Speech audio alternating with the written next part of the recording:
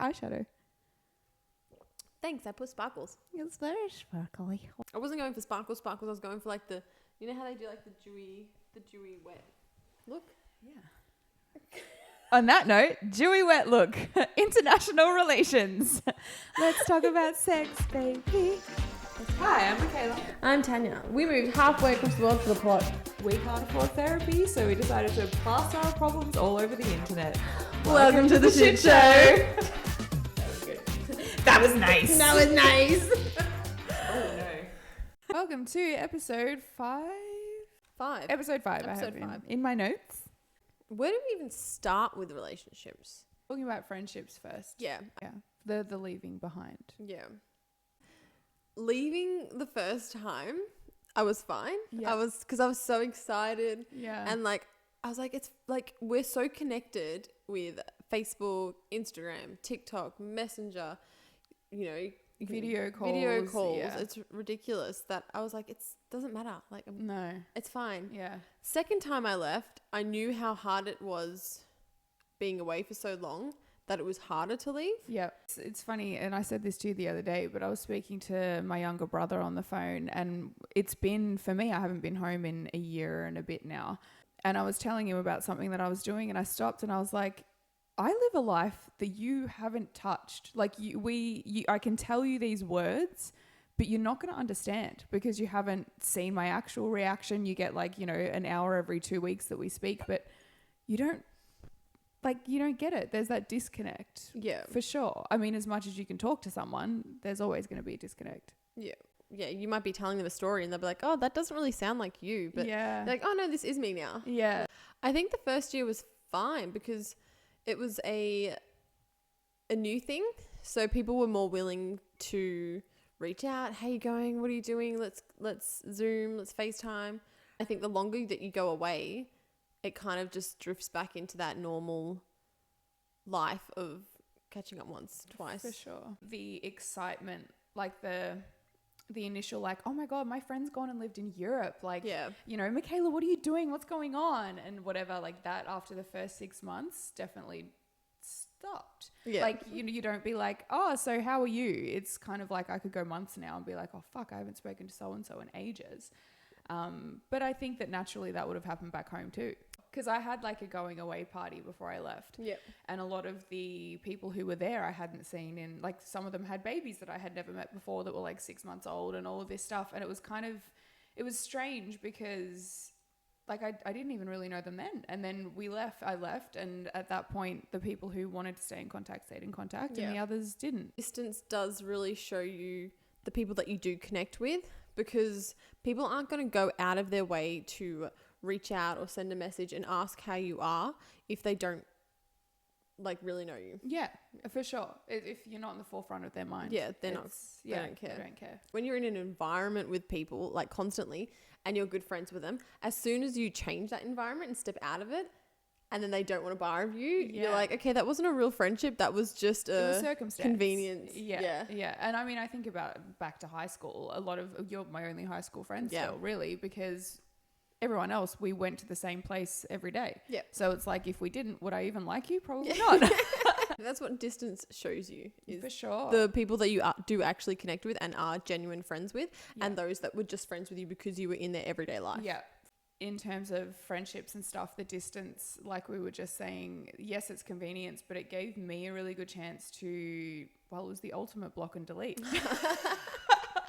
Because me being a little shy person who doesn't like confrontation at all. Yeah. If you don't want to talk to someone, move countries. Yeah. Move halfway across the world and they leave pretty quick.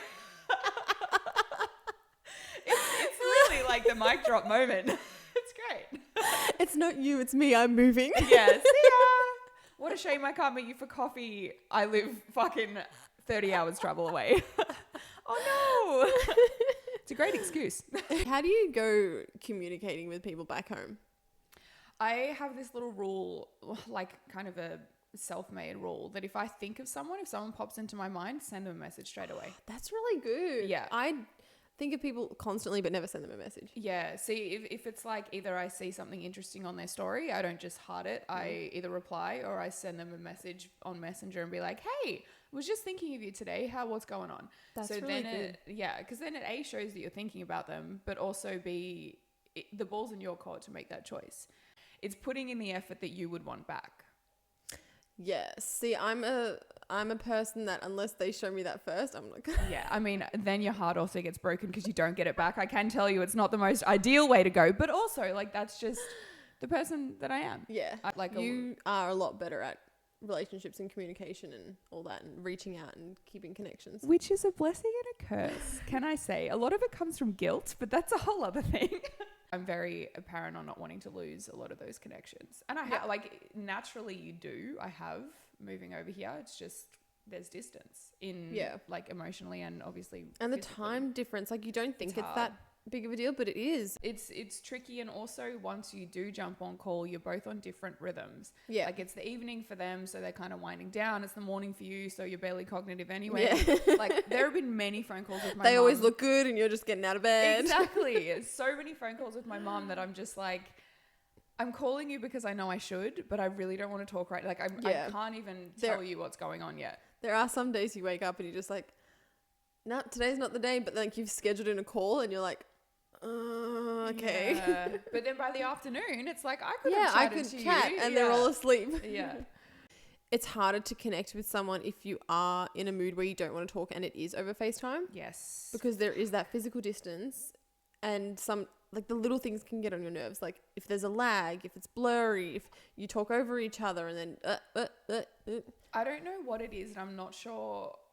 Yeah, I don't know what this is, but as soon as there's noises in the background or there's a lag or like they cut out and you're trying to tell them, so I get so like I'm not an angry person, but for some reason when something happens when I'm on the phone, I'm hanging up. I can't do this. Like I can't. I'd almost just prefer just to call. Yeah, because like the image, it's just like, and then you're trying to hold up the phone and then you're looking at yourself and like, wow, that's a new pimple that's popped up this morning. Literally, I get so I look at myself throughout all FaceTimes. There's no point in being in a FaceTime. Like even if it's like with my boyfriend, I just sit there and I'm looking at me and I'm just like, oh, look at this. Oh, you're elsewhere. Sorry. I was busy checking that the angle was okay for an hour and a half. Yeah, you look really good today. Yeah, you look great. I mean, you look really good today. Yeah, I'm bad. A lot of the conversations I have with family, for example, it's all the same stuff because they're living the same life. So, you know, I hear about the birds that were in the garden today or whatever. And I'm just kind of like, some days I'm like, that's great. Like I forget that that's important to them. But because life moves so fucking fast here, it's like, how do you keep someone updated? And I think that's where the disconnect comes from, because you don't get all those little inside jokes or like little things that kind of build a relationship where you're just getting like, I call it the like the PR statement. Yes, exactly. Yeah. And you get, this is what's happening, this is how we dealt with it, moving forward we're going to try this. Yeah. Or it's even something as little as like, I've had a complete meltdown one day, or I've had a really bad day, and then you speak to them the next day and you're like, I was miserable and like was ready to, you know, whatever, and in tears and whatever, but I'm fine now. Like they can't be there for you like they could be in person. Yeah. You get the short straw and have to deal with that. It's almost just like keeping the connection alive. Exactly. And you wait for the next time you can be in person. Yeah. So that when you show up in a year's time, they're not like, whoa, what the fuck? Like what's happened? Where do we begin? And that's the other thing. Like I am not scared to go home, but maybe avoiding it, because it is that like people I haven't seen in a year all of a sudden want to catch up, and it's like you sit down to coffee, where do you even start? Exactly. Like it's exhausting trying to recap everything. Yeah, and I've lived it already. I'm past it. It's gone. Yeah. And especially if you're catching up with multiple people and then you've got to recap the same story over and over again. Yeah, for sure. It is hard, but I think if the alternative is completely shutting off everyone from your old life, and it's not what you want to do. Something as well that I find really good is little voice notes. Oh, hey, I was thinking of you today, blah, blah, blah. Texts are very difficult, but I feel like if you just kind of a minute here, a minute there, and then they generally reply in a voice note too. And it's also then not just like we're here for an hour and I have to rehash everything. It can be a little bit more continuous, which is handy. Out of adult friendships that you had back at home, how many do you think have lasted since moving?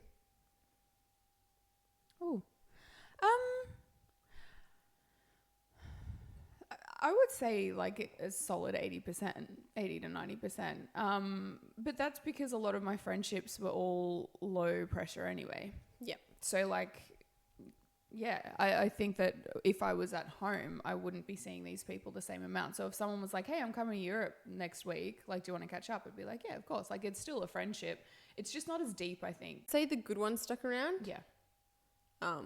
A lot of like your work colleagues or the people that you just saw on a day-to-day basis, you know, at the shops or running errands, didn't last. Came into light when I moved. There was only the handful, but I already knew those handful. Yes. And those are the ones that I gave my time to when I was in Australia. For sure. And I think that's the difference. Like, I guess it also depends on your definition of friendship. Like, I have plenty of acquaintances back home who might heart a story or be like, I'm so proud of your music or whatever. Like, that's cool, but I wouldn't have caught up with them. The real core ones will reach out when it's necessary. How do you find making adult friendships since you've moved?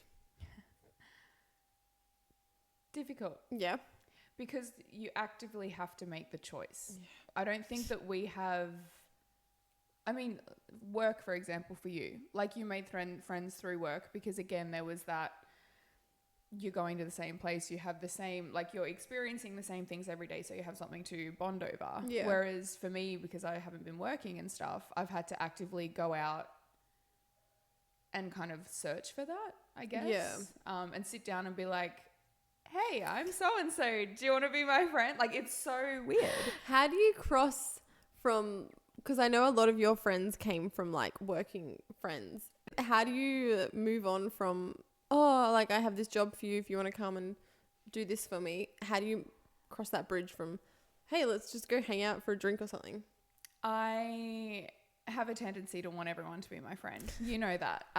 So I don't ever see a working relationship as just being that. I think that if I reach out to someone, and I mean, obviously I'm not going to do that with everyone, but my photographer, for example, like we spent nearly 3 hours together the first go taking shots and whatever.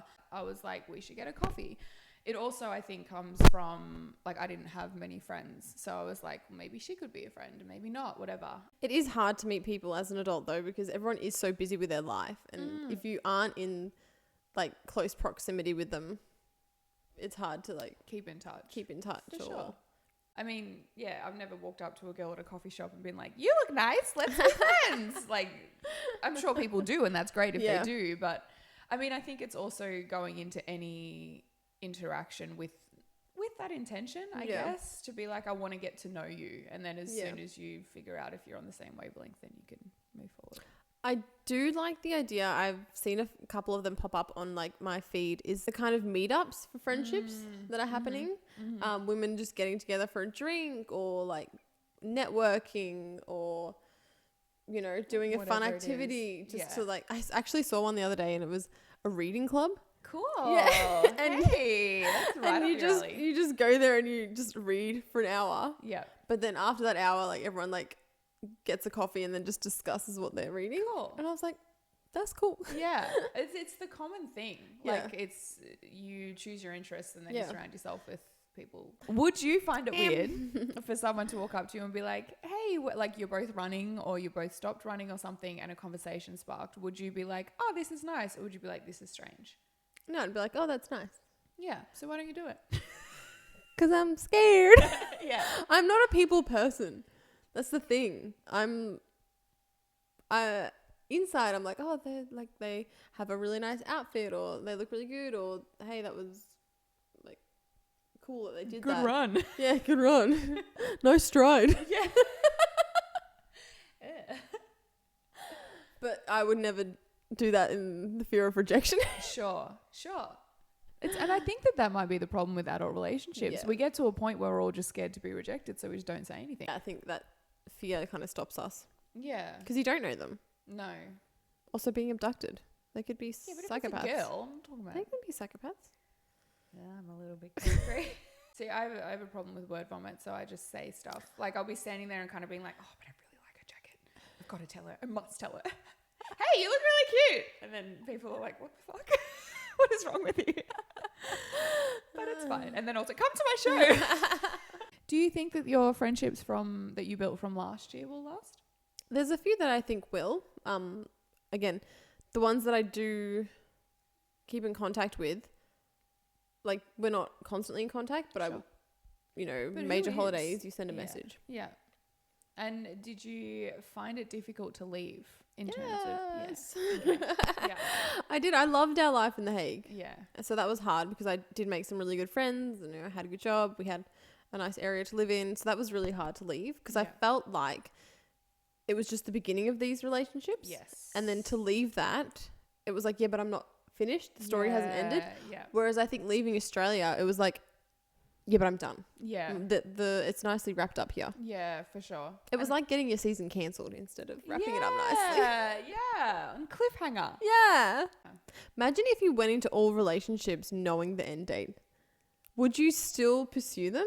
Like if you met someone and was like, okay, you're going to spend 2 years with this person. That's a good question. Or this person's going to stay with you until you die. Well, then you'd put in some effort. But everything's so unsure, you know? Like you could be friends for a month or two and then have a fight and then that's over that's anyway. I like to go into every interaction just, like I said, curious about who you are as a person, like, who you're meeting, you know? So do you go into every new relationship like looking like for the future forever? No, forever's a long time. I was trying to find a better word. Like, do you go into every new relationship like, oh, this could be a lasting relationship? It's so tricky. I've never really thought in terms of that. I don't really think much before I do things. So I just kind of, I'm like, hey, we're vibing. This is fun.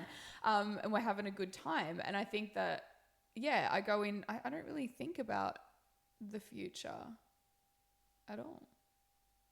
Okay. Do you? Okay. Yeah. So you meet someone, you're like, you're a forever person. You're a 2-month person. That's wild. I'm just like, we're having a good time right now. Maybe I'll text them because I want to have another good time again. Like, I don't know. I've seen so many people in my lifetime come and go that people come in for a reason or a season. You know what I mean? Yeah. And it's there's never any bad blood in terms of that because life happens. But if you're both having fun, friendships, relationships, whatever. Yeah. Like you, if you left me, I'd be like, you're forever. So Oh, fuck yeah. you if you leave. Like you're stuck with me. Actually, in fact, And that's why I invest my time in you. you live with me. You don't have a but the funny thing is, I was explaining this to one of my friends the other day. She was sad because she didn't have many girlfriends. And she's like, oh, you know, I just want my BFF like you and Tanya. Like you see each other all the time, blah, blah, blah. And I was saying, like, before we moved, when I was living elsewhere and you were living elsewhere, we were lucky to see each other every couple of months. Yeah. Maybe exchange a couple of texts. But like, if big things were happening, sure, and we would Snapchat and whatever. But we weren't in each other's pockets like we were now. But I always knew that you're my best friend. Yeah. Like, we didn't have to have that constant contact. I think we live together, so it makes it easy. And we've gone through a lot together now. Yeah. I think, though, when we did, because we always made it apparent to go get our nails done once a month. Yes. And that was a good face-to-face That's interaction true. we did at least once a month to catch up properly. And then when we both stopped getting nails done, you know, COVID hit, everyone took them off and and then we stopped doing that. It did kind of grow 2 months, 3 months, 4 months where it was, we didn't see each other as much. And I do think that distance did create things which we didn't know what was happening in our lives. Yeah. And I think that's the same thing. As soon as you put distance, there's not going to be that 100% transparency. Sure. It's true because you're not going to like voice note constantly and be like, hey, guess what? This just happened. I just had avocado for breakfast. Yeah, like, exactly. It's those little things. Yeah. Yeah. I know that you're my gal. Yeah. I do think that's the good thing about us is that we can spend so much time apart, but as soon as you chuck us together again, it's like nothing ever yeah. changed. Yeah. Yeah. And then we'll like build that back up straight away. Yeah. Yeah. Eat. The only friendship I need is Exactly. I think we are really lucky to have like that one person in your life where they just know everything. Yes. And you can confide in and they just don't judge you. And I feel no like jealousy towards you. Yeah. Like I feel the exact same way. Yeah. So, and I think it's because like we are different but the same. Yes. We're very different but very similar. Yeah. But the thing is that our differences we understand. Yeah. And it's interesting. I was speaking to my psychologist once about love. And she was discussing with me what love actually is, and we were kind of having this conversation. Love is wanting to see the other person be their full, happiest, best self. Yeah. Whether that means you have to, you know, not get what you want or whatever. And I completely agree with you. Like, if you decided to move to Italy tomorrow and you were like, whatever, obviously we take care of each other, but I care about your happiness more than anything. So I'd be like, yeah, it's shit, but you know, whatever. So also, Tanya doesn't show love very often, and now I have this I have it recorded. She hugs me once a year, which I've managed to get 2 this year so far. But yes, so I'm definitely the lover, she is the fighter, which is a great segue into dating. The one that everyone came for. You know how we were talking about we're very similar but very different? Tanya and I are very different in love. Which I love about us. Love. Because it kind of balances us out. We can't both be salty bitches. Men suck. But also, yeah, you gotta really tone that down.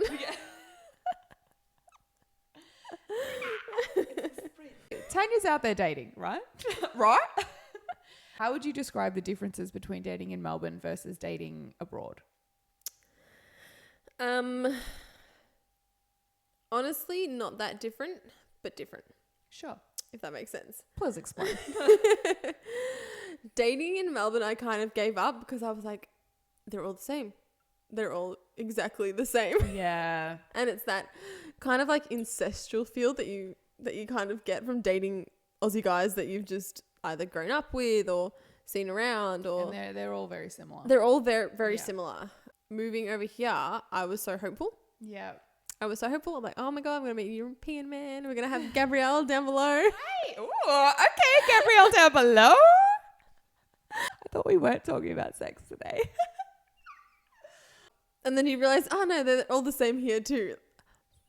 But dating, especially in a country where you don't speak the language, is very hard. I can imagine. And then when we weren't working, it was hard to meet people, or when we did go out, it was a lot of like to your open mics in a scene where I wasn't like, this isn't my people. Yeah. You get on the apps and they're not great. It's the same. It's the same as dating, I think, anywhere now. Yeah. The dating and having the cultural difference I didn't think would be that big of a deal.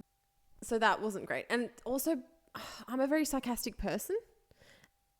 And when you're meeting up with Dutch people or like German people, they're very direct. They don't get it. So you're saying something sarcastically and they think you're being like 100% truthful. And I'm just like, no, that was a joke. Okay. And that kills the vibe. Yeah. I was not learning the language. So I was like, do you speak English? Yeah. That is all I have. Hello. Have you been to Australia? No. Awesome. Well, that's all I have. Yeah. And then it's also that novelty of being Australian gets old really quickly. Yeah. So if you're on like a second date, a third date, and they're still making jokes about crocodiles, you're like, okay, we don't have anything else in common. I'm sorry. Yeah. It's not funny anymore. No. It's a lot more fun, I'd say. Yeah. Interesting stories because then, come out of it. Then you can be like, well, I'm not here in 12 months anyway, so it doesn't matter. Yeah. Do you think that going into dating, knowing that there's an end date there, do you think that stops you from going on dates? Yes, especially when they ask, what are you doing? Fuck off. I don't know.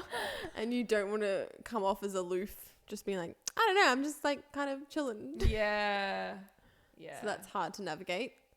And again, it's like putting that end date to it. Sure. It would take a certain kind of man to come into actively walk into this knowing what is going on. Yeah. I say welcome to the shit show. Yeah. Like he would have to actively buy a ticket to the shit show and be happy and be a part of it. Yeah. That's the thing, because how do you build a relationship based on, oh yeah, but I have to move in 8 months. Mm-hmm. Like, you're kind of only limited to those short-term relationships. Sure. Rather than actually building a connection, which is then what I struggle with, because I'm like, well, I don't want to know what you do for a living. I don't want to know about your family because there's an end date to this. I don't want to get invested or know all this crap. I'm learning a lot right now. And then also, how do you tackle that in like a third date? Yeah. By the way, I'm moving. I have to move. Yeah. Until we get a more regular situation. Yep.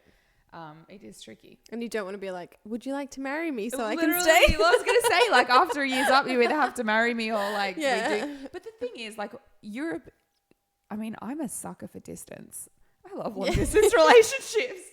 But, like, it's doable. It is doable. And I would be totally in favor of a long-distance relationship if we had money. Yeah. If they had money to come fly and see me, then I'm all for it. Yeah. If you want to come one weekend every 2 weeks, Sure. perfect, ideal. Yeah. Yeah. It weeds out the weak.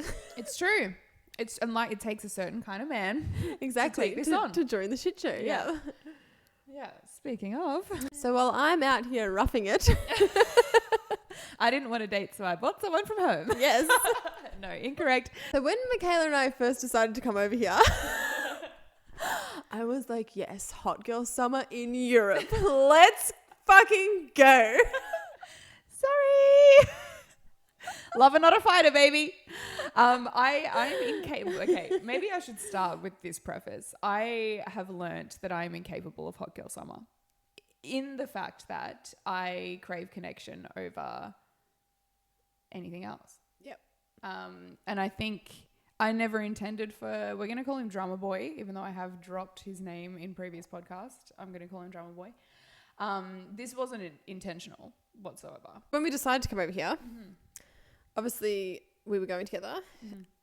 People heard about our plans and was like, that's cool. I'm going to jump on that. We had one in particular A little straggler. who decided to join the shit show, which there were relations. They were good things because it was a working relationship too. Yes, Yeah. it was a working relationship that became More. a little bit more than that. Yeah. And it was all very early days and all of that stuff. And it came to a point where I was like, well, I've already booked my flight. You kind of mentioned that you wanted to come over. You're welcome to come if you want to come, but I'm not staying home. Like this either has an end date or it doesn't. Like I'm leaving either way. And he came. He arrived in the Netherlands and joined the shit show. And then Michaela saw what was out there and was like, you know what? Never mind. I'm so glad you came. That's not true. This is the thing with Tanya and I. There was a lot of connection and things. I get scared to talk like giddy, lovey-dovey shit with her because I'm scared she'll be like, you're weak. It was a definite connection. And he says all the time, like, him coming over wasn't for me, but I was a large part of it. Yeah. Something that happened in the beginning was quite strong. And he's like, worst case scenario, I come over, we do 12 months, we don't work out and I've got a cool story to tell. Best case scenario, I come over and we have a good time. You know what I mean? Like, and then it works. And then all of a sudden on a drunken night in Italy and a Negroni fucking deep, I sent a text and I was like, hey, you can take me on a date now after like 9 months of dating. That fucking Negroni. And now here we are. Yes. And I mean, I wouldn't have it any other way. But he is also now coming to Berlin. Yeah. So he is on the shit show. Yeah. It's a real test of a relationship and a connection to be like, hey, do you want to constantly move countries? Yeah, hey, do you want to like not have any roots and just like jump around countries in Europe? But I mean, it's been really interesting in the fact that like normal relationships don't go through this shit. How do you find navigating that? Because obviously the Netherlands had an end date and then having to kind of navigate over that road bump and then coming to Berlin being like, okay, well, we've got another 12 months here. Do you feel like there's always like a constant like performance review? It's not a performance review. I've been calling it a checkpoint because this is like you go through things that are quite heavy. Like, and in terms of time, in terms of, are you still okay? I have been very honest and open with communication, been like, cool. Well, like, I want to stay here, so this is my truth. What's your truth? And I just want to double check that you're in this for you as much as you are for me, because I don't want to be the reason that you hate life for the next 12 months. Yeah. So I think not a performance review, because the performance is always the same and it's going to hurt equally as much either way. But it's just... go into something different then. No, the performance is always great.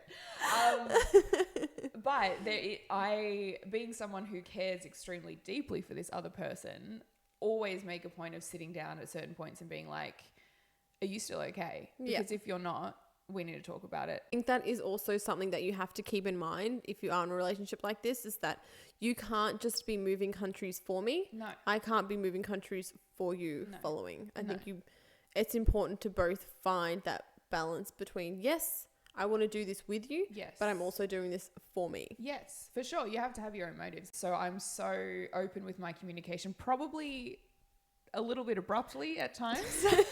That was my next question. Do you think it's kind of like fast tracked the things that you talk about? Like if you were to date him just regularly and you had no, moving countries every 12 months or a couple of months, would you still be having the same conversations? No. I mean, if we were still back in Melbourne, we wouldn't have to discuss like, hey, are you still in it? Are you still good? Like, we're still cool. All right, we're all thumbs up. Let's keep going. That it's also, though, a really good test of, like they talk about, you want to see your partner when they're stressed, when they're going through stuff, when they're whatever, when they're happy, when they're sad, when they're angry, all that stuff. We saw that within the first 5 or 6 months. Like it was... Yeah, it's kind of fast tracked. Yeah, you can, again, weed out the not the weak. Because, if he didn't deal with things in a certain way or like whatever, then I'd be like, okay, well, this ain't it. So whatever. Yeah. Having to go through this together and being open with communication, I think has been a good thing for the relationship. If it was anyone different, I don't know that it would have been good, but the way that it works now is great because we just support as much as we can. You talking about this, you're kind of on the completely opposite side of what I'm doing because you're having to have these intense conversations quite regularly about where you see your life in the next couple of months or what you kind of want to get out of the next year. But when I meet up with someone, it's like, I'm not going to talk about that because that's awkward and weird and like, we shouldn't really be on this date because I have to move, but it's kind of fun. So we'll just pretend it's not happening. Yeah. It's being true to myself and being like, well, this is what I want. Like, take that or leave that. And so far he's taken it. So that's good. It is kind of putting all your cards on the table and then someone's still still wanting to pursue the connection. It's nice. No matter whether you're doing what we're doing or just in a regular relationship, I think that complete, open and honest communication, no matter what, is so important. Yeah. Because otherwise things get lost and things get forgotten and you get 3 years into something and you're like, oh shit, I'm not even the same person. I don't really like you that much. Being here, you're constantly growing, but you're in check as well. Yeah. All right. Uncomfortable. If you're already not feeling uncomfortable, let's crank it up. Okay. What is your uncomfortable for this week? I kept it on theme. Good. With relationships. I went back on the apps. Yay! Look out, Berlin. She's back. And how did that go? Horrible. How is it going? Are we still on there? It's horrible. It's like I said, it's the same. Yeah. It's the same, but it's not the same. It's just a different pool of people. It's definitely uncomfortable. Yeah. Well, fits the mold. Good job. Good job. It is, again, because you don't know what to put on your profile. Like, oh, well, I'm just constantly move around. So yeah. Yeah. That's it. What do you want out of a relationship? Unsure. Unsure. What are you doing? Unsure. What are you doing a week to week? Unsure. I don't know. I honestly think in this day and age, if you have a man, hold on to him. Hey, drummer boy, do you hear that? I think she's all in. I think she's keen on it. Keen on us. Hold on. Do not go outside. Do not get on the apps. Do not think there's something better out there. Hold on to your man. No, you can't be spreading that word. There are people there like not in good situations. Or be single and liberated while you're alone. Yeah, and come to the reading club. Yeah. We have coffee after. My uncomfortable this week was to busk. I started because I saw other people doing it and I was like, hey, I could do that. My keyboard has batteries. I could do that. So I set up and I do the thing and it's always super awkward because I feel like when I'm playing a show, people come knowing there's music. Yeah. When I busk, people are just doing their shit. And I'm always scared that they're just going to be like, shut up. Like, yeah, but there's always buskers around. So they do kind of expect it. I always think when I'm there begging for, like, I'm not begging for money, but I feel broke. It's a little bit. It's a little bit like, yeah. I feel like I'm on the side of the street singing for my supper and it's a little bit embarrassing. But you're more out there for awareness. Absolutely. Yeah, for more like promotion. Yeah. Now, hey, if you see me on the street, throw me some cash. Unhinged questions that shouldn't be asked, but we will do it anyway. What are your red flags? If someone was walking, no, and I thought you were gonna be like none at all. So many. Okay, give me top three Icks or red flags? No, as in like your red flags. Like if someone was going into a relationship Wait, with me? you, I have no red flags. I knew you'd say that. I knew you'd say that, and you can't say none. If a Person. guy was to meet you, he'd be like, that's a red flag. Yeah, For her. yeah. Maybe think more like So after like- 3 to 6 months. Ooh. So many. Where Where do you feel like people would find it difficult? My communication Sure. has always been one. Lack of ability to plan, Okay. like long-term future things. Sure. I think that was always a fight in my previous relationships. They were like, yeah, but don't you see us doing this and doing that? And I was like, who knows what the world's going to throw at us? So, side note, you think the same way. Do you walk into relationships being like, I'm going to marry and spend the rest of my life with you? No. Life's just too... You can't. No, you could 100% go into a date, 3-6 months down the line and think, I'm going to marry this person. This is the best person I've ever met in my life. We connect. But there are things that life throws at you that can shatter even the strongest connections. And you don't know what's going to happen. So I think there's always that kind of part of me that's reserved. Sure. That I would think they would think is a red flag. It's not. But I... Not. Oh my God, I have one for you. What? Tanya, after like 5 drinks. That's a red flag. That's my red flag. That then becomes me as a red They flag. can't handle me. Too bad. Fuck, she's a demon. I call Drummer Boy and I call her Demon Tanya when she's had too much to drink. I'm like, she's out. Again, we're just weeding out the weak. Oh my God, she's full on. And then you make me do bad things. Your red flag turns into my red flag. Your red flag is being friends. It is. Being friends with me? No, your red flag is being friends with me. No, again, weeding out the weak. Weeding out the weak. And I think that would be another red flag of mine is that I have certain standards that I see myself with a person. And I'm very easy to be like, no, you're not it. I'm not open to the, well, let's see, maybe they'll grow or maybe I don't know them that well. If they portray something, I'm just like, no. Yeah. Yeah. Quick to I cut. don't ask questions either on like first, second dates. Because I'm like, What do you do? I would love to see you on a date. like deep questions. Sure. You remember that date I came back from and I was like, what did he say? He's like, What's your trauma? what's your trauma or something? no, And then see, he that's a was bit like, much. what do you want out of life and stuff? That's not a first date question. I'm here asking like, so what are you watching on Netflix? Yeah. Nice. See, yeah, I dive straight in. Yeah. Well, you would have a perfect match. It's okay. What would your red flags be? I am very emotional. That's not a red flag for them. Like, I care too much. That's a red flag for me. I think the red flags that they pick up on is a more reflection on them. Yeah. I don't know. What would you You're say? you're very routine-y. That I'm can very kind of be hard routine-y. to Yeah, I'm very rigid. fit someone in. Yeah, that's true. I like what I like. Yeah. And the way that I like it. Yeah, that's probably a red flag. And past partners have struggled with that, to be fair. I'm very close with my family. Some people would see that as a red flag. If you started dating me and knew that I was speaking to my mom about some of the stuff I speak to my mom about, you'd be like, "Ooh, that's weird." Yeah, if a guy I was dating was talking to his mum about things that you talk about your mum with, I would be like, no, I'm Yeah, sorry. I would see that as a red flag. Again, but all of these things, like, that's just me. I'm proud. Yeah. So fuck you. Yeah. So we've both been in long-term relationships and come out of long-term relationships. Yes. Coming out of a long-term relationship, how was it sleeping with someone for the first time? That's a good question. The first time is always a little bit uncomfortable. Yeah. Depending on the time, not uncomfortable physically, mentally for me, I find it. Yeah. I still feel like I'm doing something wrong. That's okay. Yeah. That's not what you thought I was going to say? No, it's the opposite of what I say. Really? Yeah. I mean, again, fucking, I'm emotional and I care. It always in my head, I feel like I am cheating on them. It always feels a little bit wrong. That's it. Mentally. Yeah. Mentally, it feels wrong. Yeah. Yeah. So mentally your mind is something that you need to fight with. I feel guilt for a while. Would you say that's because maybe you've slept with people too soon after you've gotten out of relationships, or do you think it's just who you are once you create a connection with, it's hard to sever that bond? I think it's just who I am. When I move on, I find it difficult to be like, oh, I hope I don't upset them by doing this, which makes no sense. But yeah, because their happiness isn't.